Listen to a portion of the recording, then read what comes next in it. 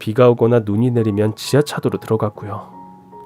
그러면 다른 노숙자들이 텃세를 부리며 저를 밀어내기도 했죠. 배가 고프면 무료 급식소를 찾아가거나 여의치 않으면 쓰레기통도 뒤졌습니다.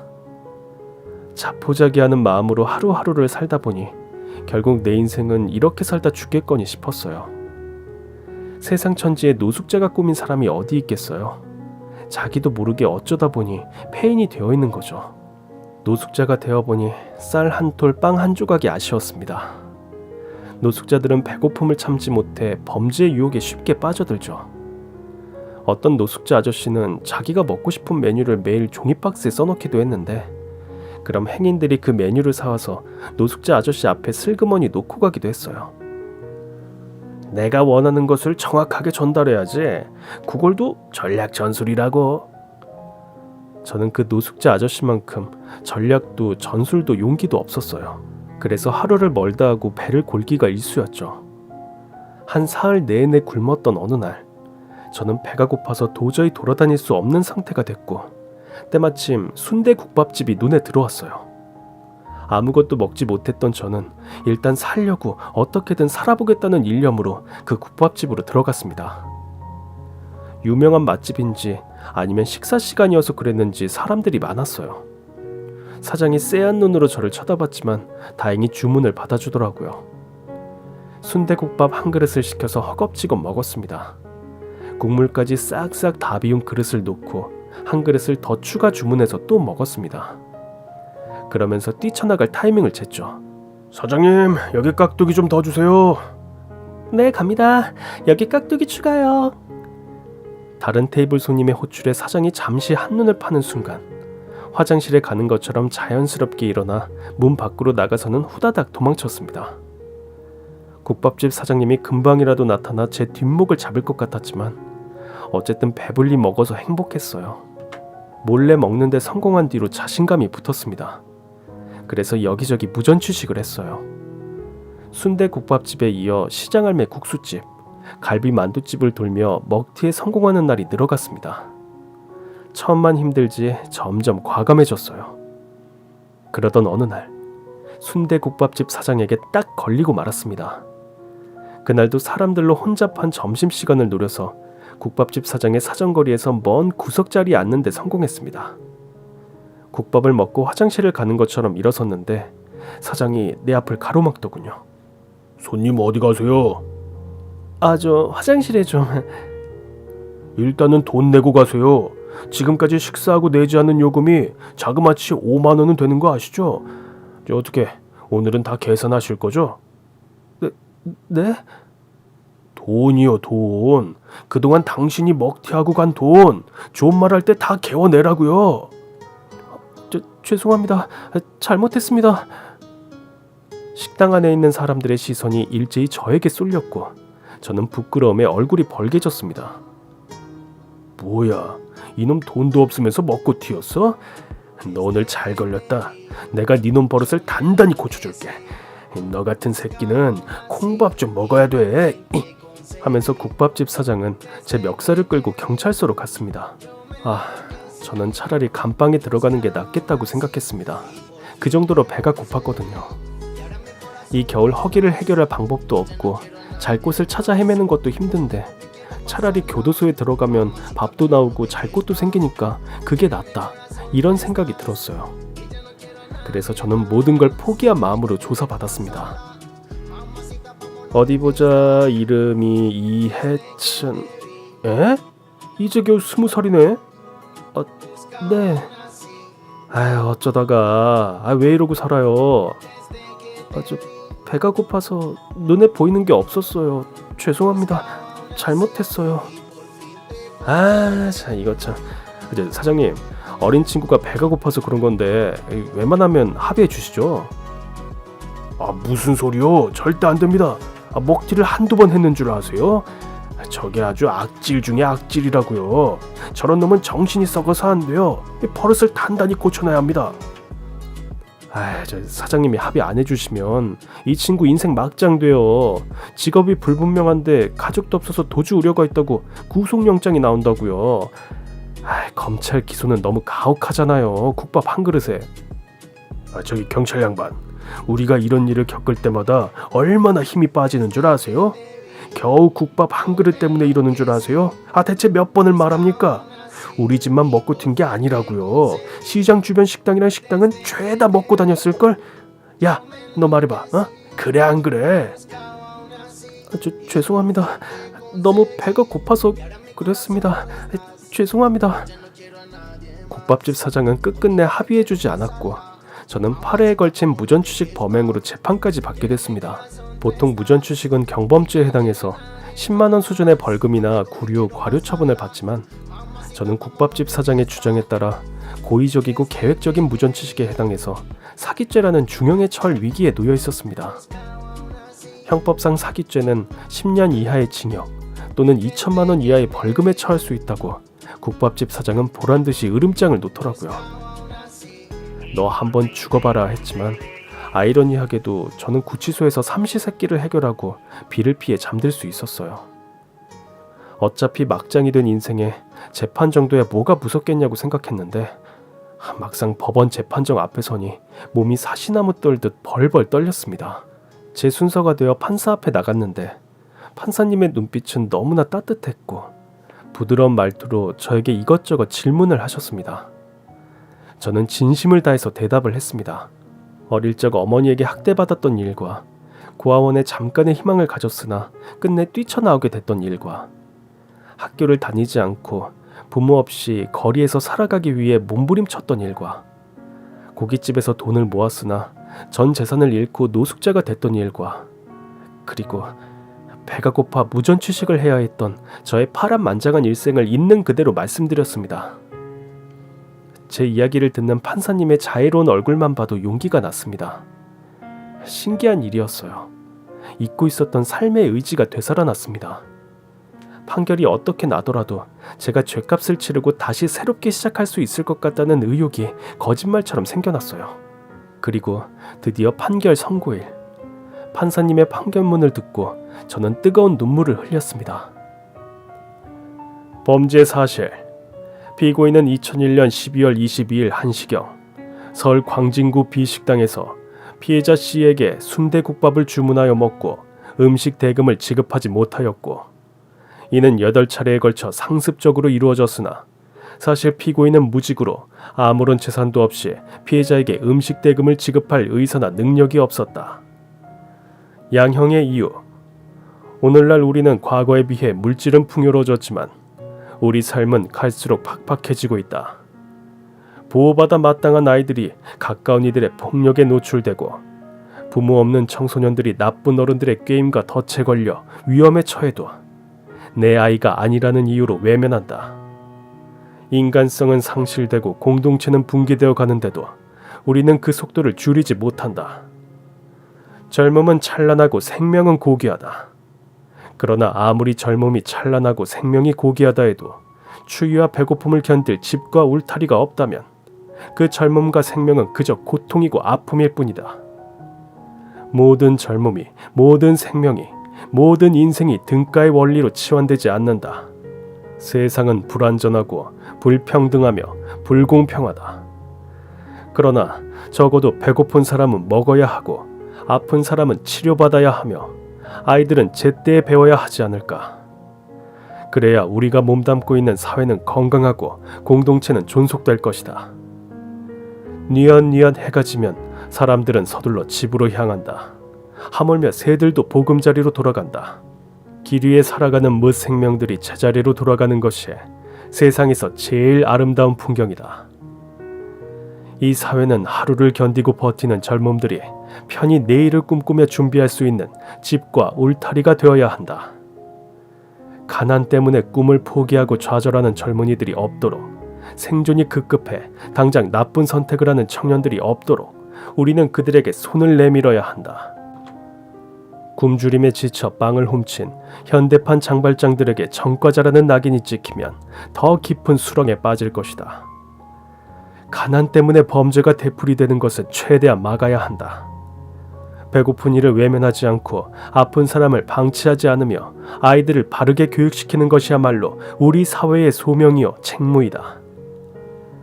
피고인은 범행을 자백하고 크게 반성하고 있으며 동종의 범행 전과가 없고 전체 피해액이 20만 원 상당으로 그리 큰 금액이 아닌 점 등을 고려하여 주문과 같이 형을 정한다.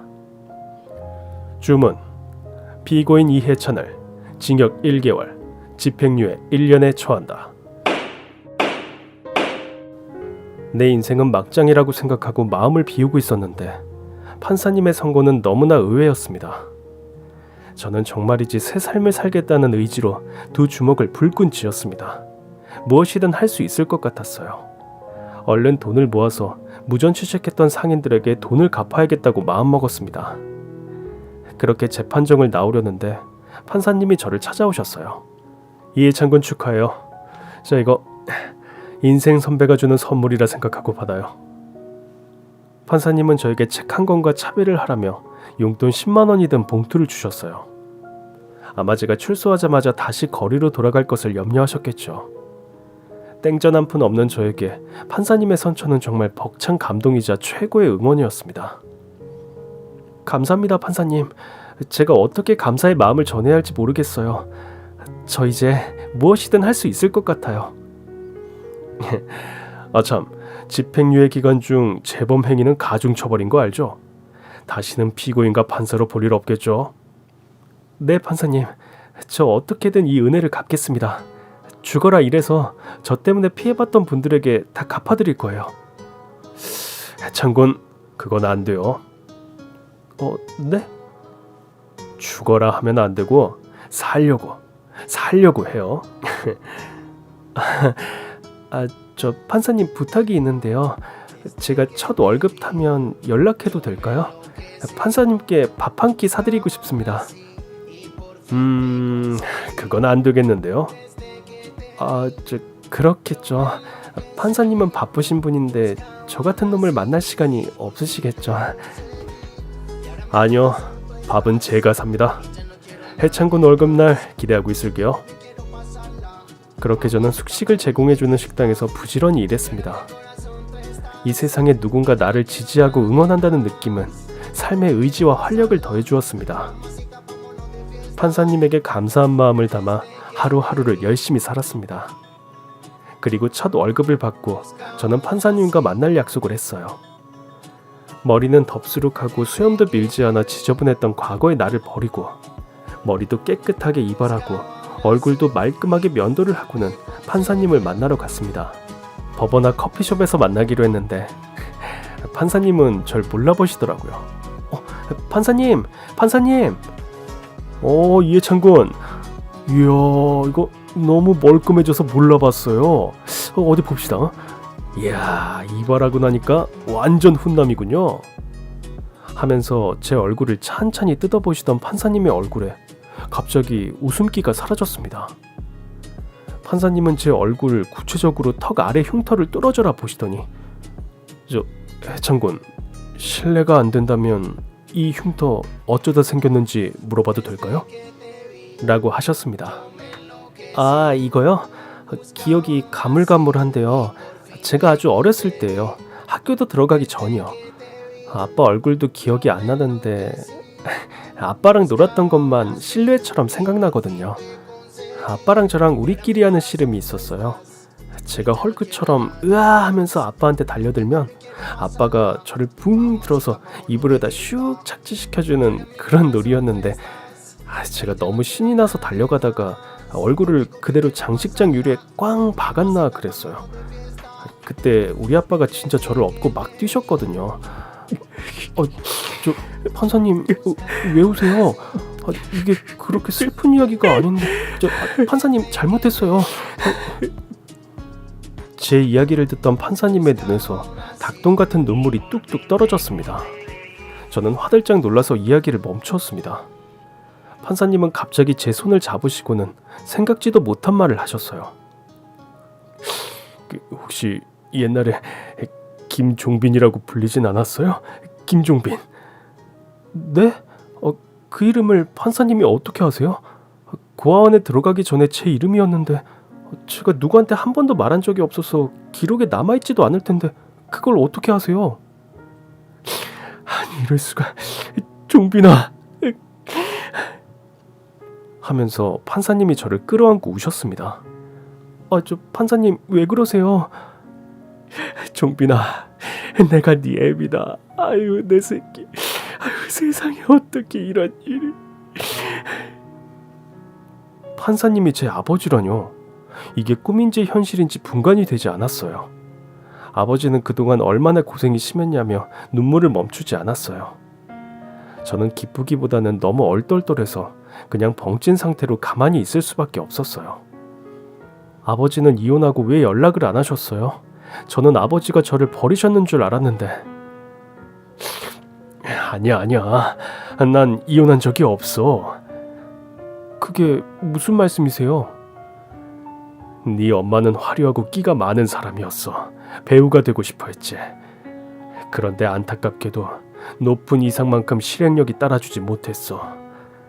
나는 고시를 준비하다가 네 엄마의 꿈을 이뤄주고 싶어서 당장 마을 금고에서 취직했는데 네 엄마는 꿈을 펼치기는커녕 갈수록 자책과 자학이 심해졌단다. 걷잡을 수 없을 정도였어. 지금 생각해보면 우울증이 아니었나 싶어. 나는 우리 가족을 위해서 다시 고시에 도전하기로 마음먹고 퇴근한 뒤에도 직장에 남아서 고시 공부를 하곤 했는데 시험이 다가오니까 이러다간 죽도 밥도 안 되겠다 싶은 거야. 그래서 네 엄마랑 상의를 했고 5개월 절에 들어가서 공부하고 오겠다고 했더니 그러라고 네 엄마가 승낙을 해줘서 난 정말 안심하고 시험 공부에 매진할 수 있었지. 드디어 1차 시험에 합격한 뒤에 집에 갔는데 집이 텅 비어 있는 거야.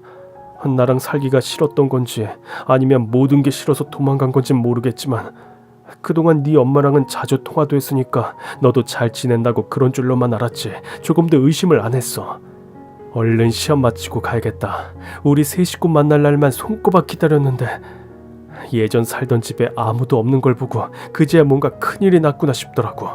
아버지는 더 좋은 가정 환경 속에서 어머니를 지원하려고 중단했던 고시 공부를 다시 시작했고 줄곧 어머니와 연락을 했기에 어머니와 제가 이사를 한 것도 까마득하게 모르셨어요. 시험을 마치고 집으로 돌아온 아버지는 어머니와 저와의 행방을 수소문하고 발품을 팔면서 쫓아다닌 결과 어머니가 이사한 집을 찾아내셨어요. 그런데 어머니는 이미 술로 간이 다 망가지셔서 폐인이 되어 계셨다고 해요. 여보, 종빈이는? 우리 종빈이 어디 있어? 그 자식 죽었지. 내 인생 망친 새끼. 꼴 좋다. 뭐? 어머니는 제가 교통사고로 죽었다고 했대요. 아버지는 그 말을 곧이곧대로 믿었고 시험 공부한다고 처와 자식을 돌보지 않은 자신을 후회하고 탓하며 몇 년을 비통한 마음으로 보냈다고 했어요. 그리고 속죄하는 마음으로 망가진 어머니를 지극정성으로 돌보셨는데 어머니는 알코올성 간견화 말기로 예후가 좋지 않았대요.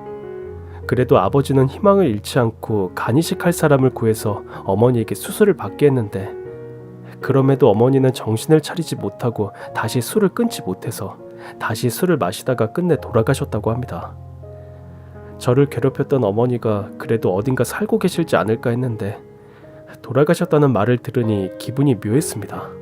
내가 죽었다고 거짓말한 어머니. 나도 어머니를 버렸지만 어머니도 나를 버렸구나. 잘 알고 있었지만 그 일을 다시 꺼내어 보니 참담하고 비참했으며 씁쓸했습니다. 아버지는 계속 눈물을 훔치며 말씀하셨어요. 희한한 일이지. 네 사건을 맡고 꿈을 꿨는데 예전에 너하고 씨름하면서 놀던 그 무렵에 너가 나왔어. 그때처럼 웃으면서 나에게 달려드는 걸 내가 이렇게 안아서 올리는데 그때 꿈에서 깼지 뭐니. 그 꿈 때문인지 피고인석에 서 있는 너를 보면서 우리 아들도 살아있다면 저 나이일 텐데 하고 남 같지가 않더라. 아버지 죄송해요. 아들이 못나서 이것밖에 되지 못해서. 그게 무슨 말이야. 그게 왜 네 탓이야. 다 내 잘못이다. 내 잘못이야. 그 순간 지금까지 실루엣만으로 보이던 아버지의 과거 잔상이 갑자기 환해지면서 현재의 아버지의 얼굴과 겹쳐 보였습니다. 어린 시절에 봤던 아버지의 얼굴이 선명해지면서 저는 폭발하듯 소리쳤습니다. 아빠, 아빠. 아빠 왜 이제 왔어? 왜? 종빈아 미안하다. 아빠, 내가 얼마나 보고 싶었는데. 저는 부모님이 지어주신 이름을 되찾고 다시 아버지의 호적에 이름을 올렸습니다. 물론 아버지의 집으로 들어가 살게 되었죠. 그리고 아르바이트를 해서 모은 돈을 들고 그동안 무전 취직했던 가게에 찾아가 머리 숙여 사죄하고 피해액을 변상해 드렸습니다. 이게 벌써 20년도 더 된 이야기랍니다. 아버지는 제가 다시 공부할 수 있도록 전폭적인 지원을 아끼지 않으셨어요. 저는 검정고시를 치르고 4년제 대학을 졸업 후 아버지의 뒤를 이어 법조인이 되었습니다. 지금 변호사 가운데 저만큼 기구한 인생 역경을 살아온 사람은 없지 않을까? 한 번씩 이런 생각을 해요. 어머니의 방임과 괴롭힘으로 가출해서 기억을 잃고 실어증에 걸리고 고아원에서 살다가 다시 탈출해서 노숙자로 살았던 지난한 인생이 저는 부끄럽지 않습니다. 오히려 부모도 없이 학교도 다니지 않고 사회에 나와서 밥벌이를 해보겠다고 몸부림쳤던 청소년 시기의 고통과 아픔을 누구보다 잘 알기에 지금 어렵고 힘든 상황에 있는 청소년들의 멘토가 될 수 있었으니까요. 청소년들이 근로기준법을 몰라서 부당한 대우를 받지 않도록, 나쁜 어른들이 약한 청소년들을 무시하고 착취하지 않도록, 여리고 어린 새싹들을 보호하는 울타리를 치고 지키는 파수꾼 역할을 하고 있습니다.